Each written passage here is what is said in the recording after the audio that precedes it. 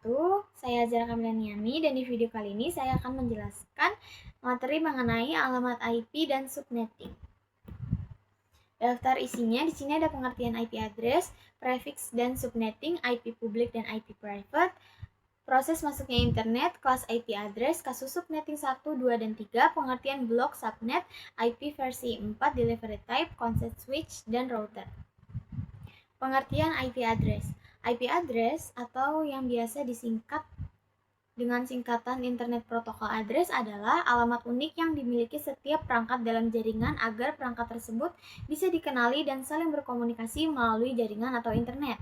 IP address bekerja seperti alamat rumah. Jika kita ingin mengirim surat, kita perlu alamat tujuan, begitu juga di internet. Data dikirim ke alamat IP tertentu. IP address memiliki dua jenis, yaitu IP versi 4 dan IP versi 6. Kali ini yang akan kita bahas adalah IP versi 4. IP versi 4 atau singkatannya dengan Internet Protocol version 4, IP versi 4 adalah versi IP address yang paling banyak digunakan saat ini. IP versi 4 memiliki panjang 32 bit yang dibagi menjadi 4 bagian, atau yang biasa disebut dengan oktet. Setiap bagian memiliki nilai 0 sampai 255. Prefix dan subnetting. Prefix adalah cara penulisan subnet mask menggunakan garis miring. Prefix menunjukkan beberapa bit yang digunakan sebagai network. Subnetting adalah proses membagi satu jaringan IP menjadi beberapa jaringan yang lebih kecil atau yang biasa disebut dengan subnet. Tujuan subnetting adalah menghemat IP address, mengurangi trafik jaringan, mempermudah manajemen jaringan, meningkatkan keamanan jaringan. Contoh prefix di sini ada 192.168.1.1/24. IP public dan IP private. IP private adalah alamat IP yang digunakan dalam jaringan lokal atau yang biasa disebut dengan LAN dan tidak bisa langsung diakses dari internet. Biasanya digunakan di rumah, di sekolah, di kantor, di jaringan internal. IP private diberikan oleh router atau DHCP server. IP publik adalah alamat IP yang digunakan untuk berkomunikasi langsung dengan internet. IP publik diberikan oleh ISP, Internet Service Provider. Contoh ISP yaitu ada IndiHome, BizNet, First Media, MyRepublic. Lokasi penggunaan IP publik biasanya berada pada router ISP, server internet, website server, cloud server, dan data center. Proses masuknya internet. Internet awalnya berasal dari jaringan global yang disediakan oleh ISP, Internet Service Provider, seperti Telkom Indonesia atau Indosat, Ooredoo, Hotsion. Dari ISP, sinyal internet dikirim ke rumah atau sekolah melalui kabel internet seperti fiber optik. Kabel tersebut berhubung ke modem yang berfungsi mengubah sinyal dari ISP menjadi data digital yang bisa digunakan perangkat jaringan. Setelah itu, internet diteruskan melalui kabelan ke router yang bertugas mengatur dan membagi koneksi internet ke beberapa perangkat sekaligus. Router kemudian menyalurkan internet melalui Wi-Fi atau kabelan sehingga bisa digunakan oleh perangkat seperti laptop atau HP untuk mengakses internet. Di sini ada contoh gambar proses masuknya internet. Kelas IP address. Di sini ada contoh kelas-kelas IP address. Mulai dari kelas A, kelas B, kelas C, kelas D, dan kelas E. Di sini juga ada kategori kelas IP address, IP versi 4, dan IP versi 6.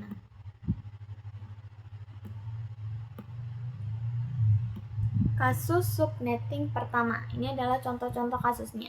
Diketahui sebuah ruangan sekolah memiliki 12 PC berapa total prefix, subnet mask, IP network, dan IP broadcast. Pertama, kita menentukan prefixnya dulu. Prefixnya di sini ada 12 PC.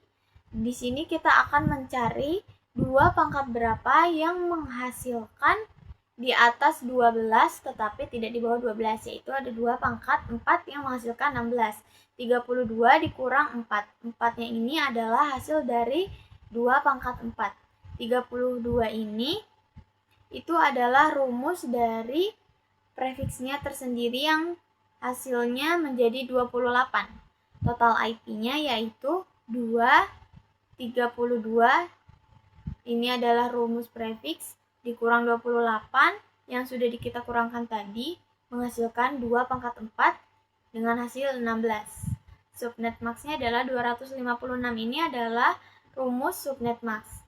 Terus dikurang 16 adalah total IP yang tadi kita sudah hitung. Jadi totalnya ada 240.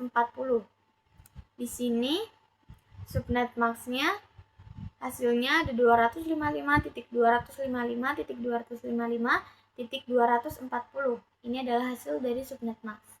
IP network-nya yaitu ada 0. Tadi total IP pertama ada 16. Lalu kita tambahkan 16 lagi menjadi 32 dan 32 ditambah 16 lagi menjadi 48, 48 ditambah 16 lagi seterusnya. IP broadcast-nya kita menentukan melalui 16. 16 ini dikurangi dengan 1 menghasilkan 15. 32 ini dikurangi dengan 1 menghasilkan 31 dan 48 ini dikurang dengan 1 menghasilkan 47. Lalu range IP-nya di sini sudah kita tentukan jadi 172.16.10.0 dan 172.16.10 dan titik 15. Lalu di bawahnya lagi ada 172.16.10.1, 172.16.10.14. 14 adalah total IP awal yaitu 16 dikurang 2. Ini ya guys. Totalnya ini kan ada 16. Dikurang 2 adalah hasil angka dari IP network dan IP broadcast. Masing-masing satu angka. Jadi ada 2, 16 dikurang 2 hasilnya 14. Lalu kasus subnetting kedua ini sama seperti yang pertama, cuman bedanya di sini ada 60 PC. Kita menentukan prefiks seperti awal. Di sini maaf saya salah nulis, di sini harusnya 60,2 pangkat 6. 2 pangkat 6 ini hasilnya adalah 64. Lalu tinggal kita masukkan rumus prefiks yaitu 32 dikurang 6. 6 adalah pangkat 2 tadi sama dengan 26. Total IP-nya 32 rumus prefiks dikurang 26 sama dengan 2 pangkat 6 menghasilkan 64. Subnet max-nya yaitu 256. Ini adalah rumus subnet max-nya dikurang 64 total IP tadi menghasilkan 192.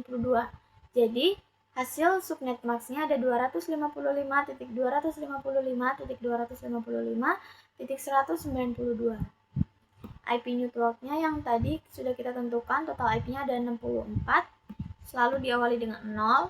Lalu 64 ditambah 64 128 dan 128 ditambah 64 menghasilkan 192. IP broadcast-nya seperti biasa kita kurangi dari IP network yang kedua yaitu ada 64 dikurang 1 menjadi 63, 128 dikurang 1 menjadi 127 dan 192 dikurang 1 jadi 191. Rank IP-nya jadi 10.1.1.64 dan 10.1.1.127. Rank IP yang bisa digunakan yaitu 10.1.1.65 dan 10.1.1.1.26. Jumlah total IP yang bisa digunakan adalah 62. 62 adalah total IP awal yaitu 64 dikurang 2 menghasilkan 62. Angka 2 didapat dari satu angka IP network dan satu angka dari IP broadcast. Kita masuk ke kasus subnetting ketiga dengan ini maaf saya salah nulis lagi, dengan total 100 PC. Prefiksnya ada 100,2 pangkat 7. 2 pangkat 7 ini adalah hasil dari di atas 100 tetapi tidak kurang dari 100 yaitu 128. 32 seperti biasa rumus prefiks dikurang 7. Angka perpangkatan dari 2 ini sama dengan 25. Total IP 2 pangkat 32 dikurang 25 sama dengan 2 pangkat 7 menghasilkan 128.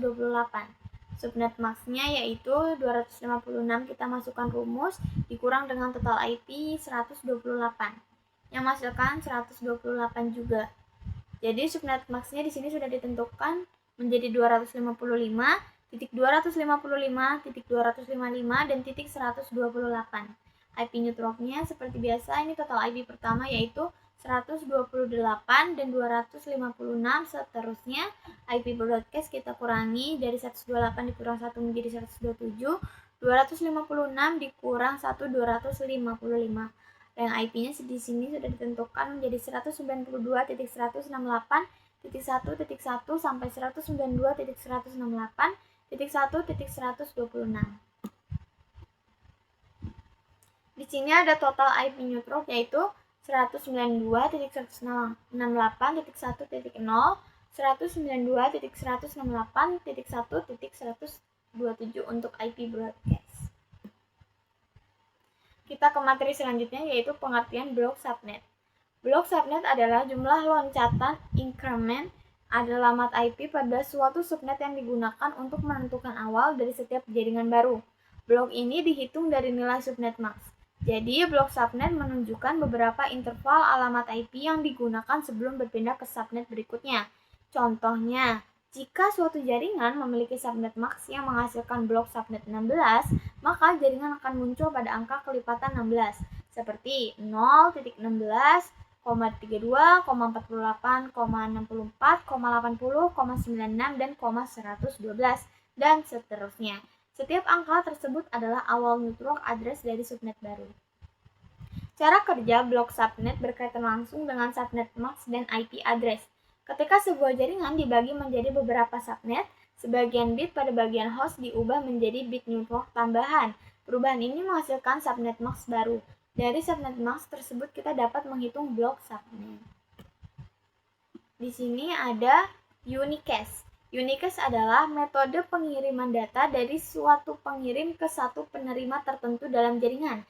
Artinya, paket data hanya ditujukan kepada satu alamat IP tujuan saja.